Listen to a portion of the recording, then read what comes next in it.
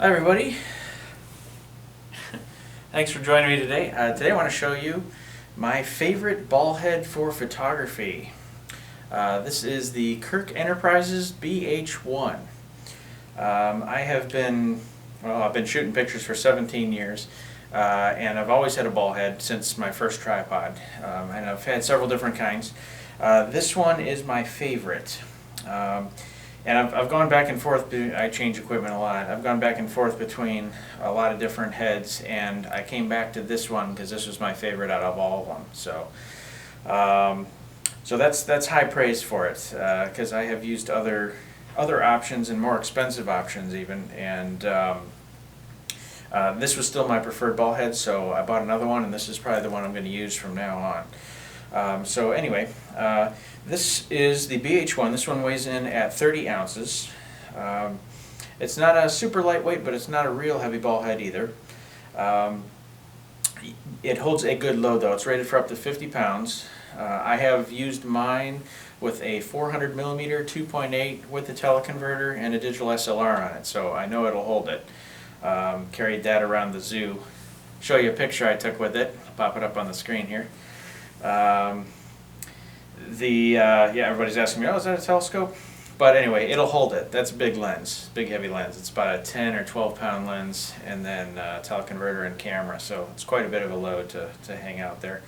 But anyway, 30 ounces. I find this actually pretty reasonable. I had a Bogan head that was quite a bit heavier, probably more like 40 ounces or more than this one, and this one's definitely lighter. This one uses the dovetail, the custom Arca Swiss lens plates. It does come with a generic Arca Swiss plate. Well, it's a Kirk Enterprises plate, you know, but the dovetail style. So it can get you going right away. You just screw that into your camera, tighten it down, and you're ready to go.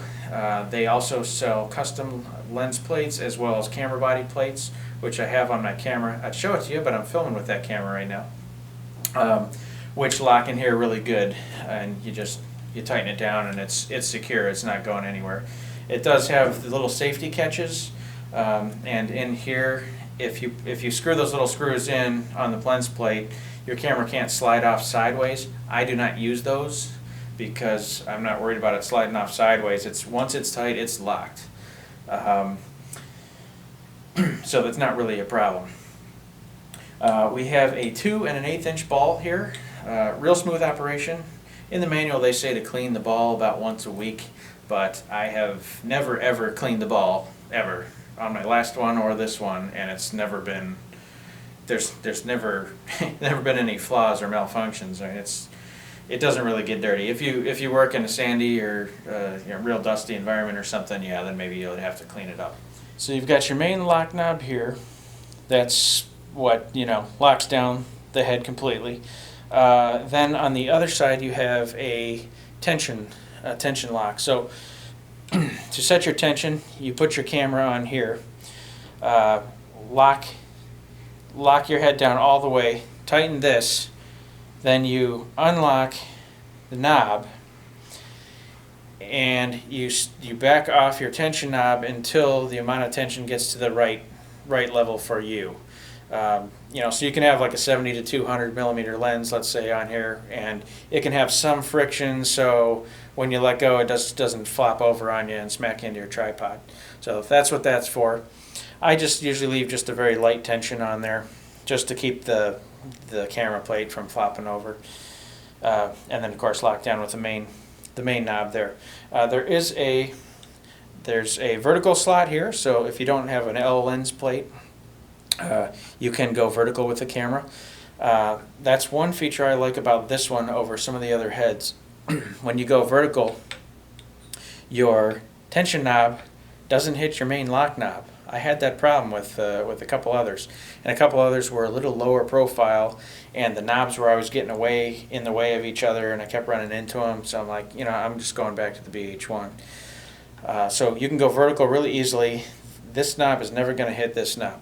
Other thing I like about this is, well, the machine quality on it's beautiful for one, but you also have a spirit level right here.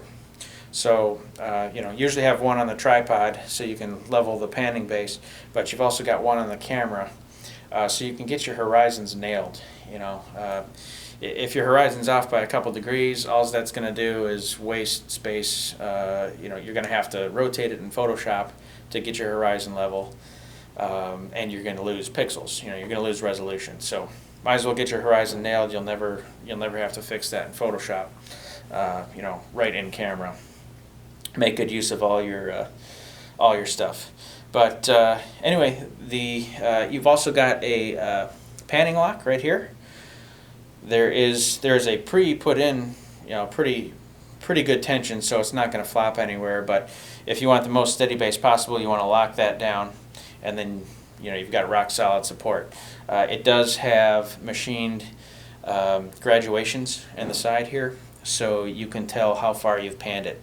You know, if you're doing a stitched pano or something like that, you can take, you know, your 3 shots and you know they're 30 degrees apart a piece or something like that. You've got your measurements right there. So that is, without rambling too long, that is my favorite ball head, and I'll continue using this one for a long time in the future.